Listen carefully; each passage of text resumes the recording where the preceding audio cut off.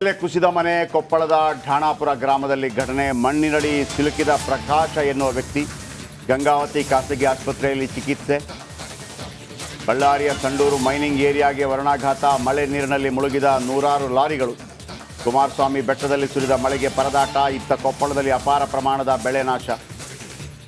ಗಂಗಾವತಿ ಖಾಸಗಿ ಆಸ್ಪತ್ರೆಯಲ್ಲಿ ಚಿಕಿತ್ಸೆಯನ್ನು ಪಡೀತಾ ಇದ್ದಾರೆ. ಭಾರಿ ಮಳೆ ಅಂತೆ, ಒಬ್ಬರು ಸಿಕ್ಕಾಕೊಂಡಿದ್ದಾರಂತೆ. ಕೆಲವು ನೋಡಿ ಈ ಥರ ಸಿಕ್ಕಾಕೊಂಡಿದ್ದಾರೆ.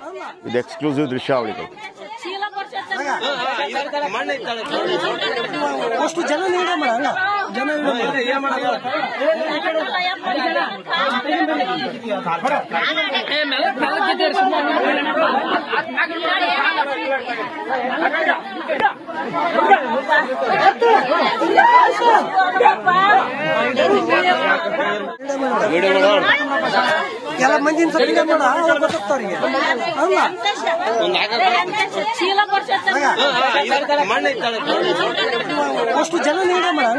ಜನ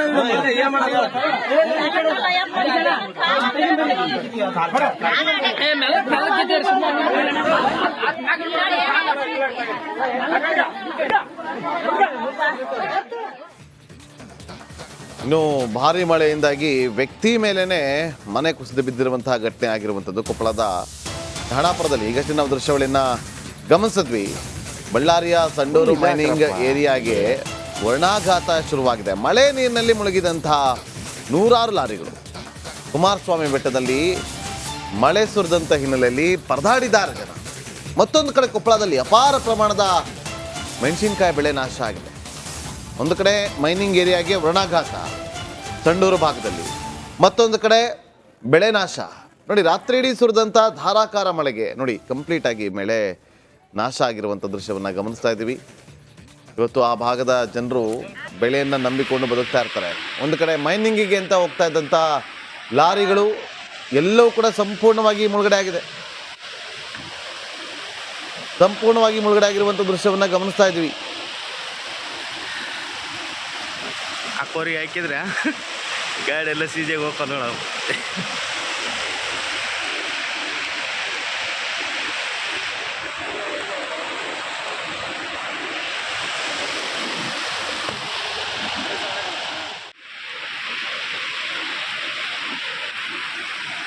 ಟಿಪ್ಪರ್, 2 ಟಿಪ್ಪರ್ಗಳು ಅಲ್ಲಿ ಮುಳುಗಡೆ ಆಗಿದೆ.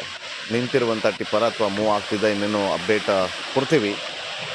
ಮಳೆ ರಾಯನ ಆರ್ಭಟದಿಂದಾಗಿ ಬಳ್ಳಾರಿ, ಕೊಪ್ಪಳ, ಬೀದರ್ನಲ್ಲಿ ಅವಾಂತರ ಸೃಷ್ಟಿಯಾಗಿದೆ. ಒಂದು ಕೊಪ್ಪಳದ ದೃಶ್ಯವನ್ನು ಗಮನಿಸ್ತಾ ಇದ್ರಿ. ಒಬ್ಬ ವ್ಯಕ್ತಿ ಅಲ್ಲಿ ಮಣ್ಣಿನ ಅವಶೇಷಗಳ ಅಡಿಯಲ್ಲಿ ಸಿಲುಕಿಕೊಂಡಿದ್ದಾನೆ. ಆತನನ್ನ ರಕ್ಷಣೆ ಮಾಡುವಂಥ ಕೆಲಸ ಆಗ್ತಾ ಇದೆ.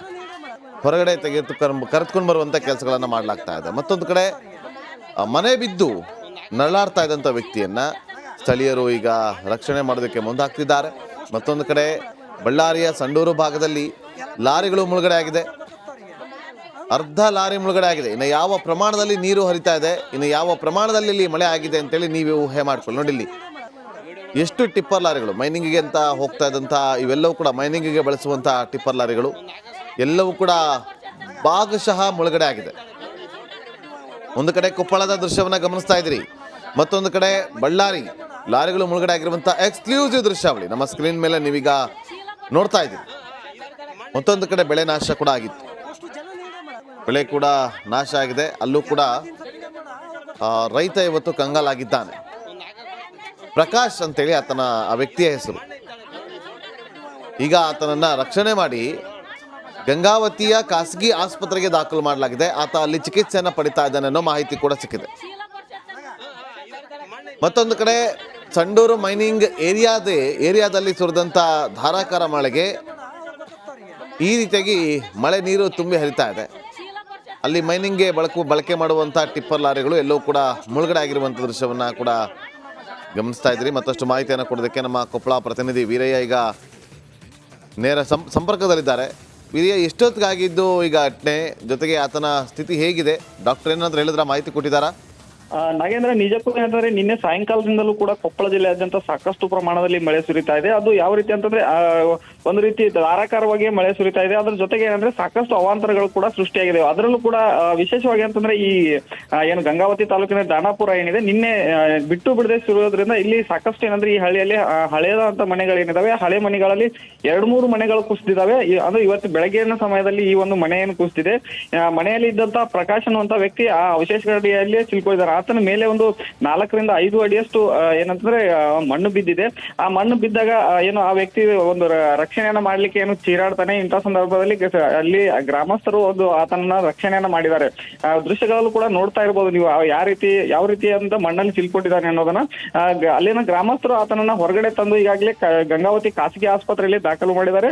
ಮತ್ತೆ ಈಗಾಗಲೇ ಅವರ ಏನಂತಂದ್ರೆ ಅವರ ಆರೋಗ್ಯ ಸ್ಥಿತಿ ಸ್ಥಿರವಾಗಿದೆ ಅಂತ ಈಗಾಗಲೇ ವೈದ್ಯರು ಕೂಡ ಹೇಳಿದ್ದಾರೆ. ಸದ್ಯ ಈಗ ಆತನಿಗೆ ಒಂದು ಚಿಕಿತ್ಸೆ ಮುಂದುವರೆದಿದೆ. ಇದು ಒಂದು ಕಡೆ ಆದರೆ, ಇನ್ನೊಂದು ಕಡೆ ಏನು ಕುಷ್ಟಗಿ ಭಾಗದಲ್ಲೂ ಕೂಡ ಸಾಕಷ್ಟು ಪ್ರಮಾಣದಲ್ಲಿ ಮಳೆ ಆಗಿದೆ. ಅದರ ಜೊತೆಗೆ ಮೆಣಸಿನಕಾಯಿ ಬೆಳೆಗಳು ಕೂಡ ಏನು ನಿನ್ನೆ ಗಾಳಿ ಮಳೆಗೆ ಸಂಪೂರ್ಣವಾಗಿ ನಾಶವಾಗಿ ಹೋಗಿದ್ದಾವೆ. ಇದರಿಂದ ರೈತರು ಕೂಡ ಸಾಕಷ್ಟು ಒಂದು ಸಂಕಷ್ಟಕ್ಕೆ ಸಿಲುಕಿದ್ದಾರೆ ಅಂತಾನೆ ಹೇಳ್ಬೋದು ನಾಗೇಂದ್ರ ಇಲ್ಲಿ. ಓಕೆ, ಥ್ಯಾಂಕ್ ಯು ವೀರಯ್ಯ ನಿಮ್ಮೆಲ್ಲ ಮಾಹಿತಿಗಾಗಿ.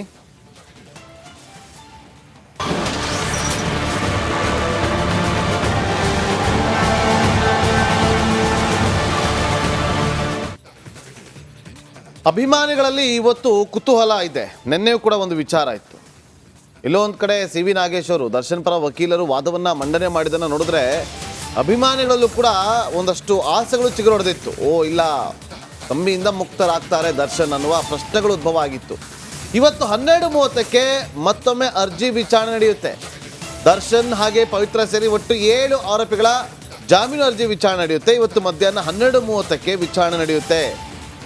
ನಿನ್ನೆ ಪ್ರಬಲವಾದಂಥ ವಾದವನ್ನು ಮಂಡನೆ ಮಾಡಿದ್ರು ಹಿರಿಯ ವಕೀಲರಾಗಿರುವಂಥ ಸಿ ವಿ ನಾಗೇಶ್ ಅವರು. ಸೊ ಇವತ್ತು ಕೂಡ ತಮ್ಮ ವಾದವನ್ನು ಮುಂದುವರಿಸ್ತಾರೆ. ಅದಾದ ಬಳಿಕ ಸ್ಪೆಷಲ್ ಪಬ್ಲಿಕ್ ಪ್ರಾಸಿಕ್ಯೂಟರ್ ಆಗಿರುವಂಥ ಪ್ರಸನ್ನ ಕುಮಾರ್ ಅವರು ಪ್ರತಿವಾದವನ್ನು ಮಂಡನೆ ಮಾಡಲಿದ್ದಾರೆ. ನೋಡಿ, ನಿನ್ನೆ ಸಿ ವಿ ನಾಗೇಶ್ ಅವರು ಒಂದಷ್ಟು ಪಾಯಿಂಟ್ಗಳನ್ನು, ಅದರಲ್ಲೂ ಕೀ ಪಾಯಿಂಟ್ಗಳನ್ನು ಇಟ್ಟುಕೊಂಡು ವಾದವನ್ನು ಮಂಡಿಸಿದರು. ಚಾರ್ಜ್ ಶೀಟ್ನ ಪ್ರತಿಗಳನ್ನು ಅಲ್ಲಿ ಇಟ್ಟುಕೊಂಡು ಸ್ವಇಚ್ಛ ಹೇಳಿಕೆಯನ್ನು ಓದುತ್ತಾ ಅಲ್ಲಿ ಏನೆಲ್ಲ ಲೂಪ್ ಹೋಲ್ಸ್ ಇತ್ತು ಅದೆಲ್ಲವನ್ನು ಕೂಡ ಪ್ರಸ್ತಾಪ ಮಾಡ್ತಾ ಇದ್ರು. ಅಲ್ಲಿ ಸ್ವಇಚ್ಛ ಹೇಳಿಕೆಯಲ್ಲಿ ಚಪ್ಪಲಿ ಹಾಕ್ಕೊಂಡಿದ್ದೆ ಅಂತೇಳಿ ದರ್ಶನ್ ಹೇಳಿದ್ದಾರೆ. ಆದರೆ ಶೂವನ್ನು ಯಾಕೆ ಸೀಸ್ ಮಾಡಿದ್ರು, ಅವರಿಗೆ ಬೇಕಾದಂಥ ಶೂವನ್ನು ಯಾಕೆ ಆಯ್ಕೆ ಮಾಡಿಕೊಂಡ್ರು, ಹಾಗಾಗಿ ಇಲ್ಲಿ ಚಾರ್ಜ್ ಶೀಟ್ನಲ್ಲಿ ಉಲ್ಲೇಖ ಆಗಿರುವಂಥ ಎಲ್ಲ ವಿಚಾರಗಳು ಕೂಡ ಸುಳ್ಳು ಸುಳ್ಳು ಸುಳ್ಳು ಅಂತೇಳಿ ನಿನ್ನೆ ತಮ್ಮ ವಾದವನ್ನು ಮಂಡಿಸಿದ್ರು. ಅದ್ರ ಪ್ರಬಲವಾಗಿ ಇವತ್ತು ಮಧ್ಯಾಹ್ನ 12:30ಕ್ಕೆ ಮತ್ತೊಮ್ಮೆ ವಾದವನ್ನು ಮಂಡನೆ ಮಾಡಲಿದ್ದಾರೆ ಸಿ ವಿ ನಾಗೇಶ್ ಅವರು. ನಿನ್ನೆ 4:15 ಹೇಳ್ತಾರೆ ಅವರು, ನನ್ನ ಇವತ್ತಿನ ವಾದವನ್ನು ಮುಕ್ತಾಯ ಆಗುತ್ತೆ, ನಾಳೆ ಮತ್ತೊಮ್ಮೆ ನಾನು ವಾದವನ್ನು ಮಂಡಿಸ್ತೀನಿ ಅಂತೇಳಿ. ಸೊ ಹಾಗಾಗಿ ಇವರು ವಾದವನ್ನು ಮಂಡನೆ ಮಾಡ್ತಾರೆ. ಅದಾದ ಬಳಿಕ ಸ್ಪೆಷಲ್ ಪಬ್ಲಿಕ್ ಪ್ರಾಸಿಕ್ಯೂಟರ್ ಆಗಿರುವಂಥ ಪ್ರಸನ್ನ ಕುಮಾರ್ ಅವರು ಕೂಡ ಪ್ರತಿವಾದವನ್ನು ಮಂಡನೆ ಮಾಡಲಿದ್ದಾರೆ. ಓಕೆ, ಇನ್ನು ಜಾಮೀನು ಸಿಕ್ಕರೆ ಸಾಕುವಂಥ ತುದಿಗಾಲಲ್ಲಿ ನಿಂತಿರೋ ದರ್ಶನ್ ಗ್ಯಾಂಗ್ ಭವಿಷ್ಯ ಇಂದು ನಿರ್ಧಾರವಾಗಲಿದೆ. ದರ್ಶನ್, ಪವಿತ್ರ ಗೌಡ ಸೇರಿದಂತೆ 4 ಬೇಲ್ ಭವಿಷ್ಯ ಇಂದು ಗೊತ್ತಾಗಲಿದೆ. ಬನ್ನಿ ಇದರ ಬಗ್ಗೆ ಒಂದು ರಿಪೋರ್ಟ್.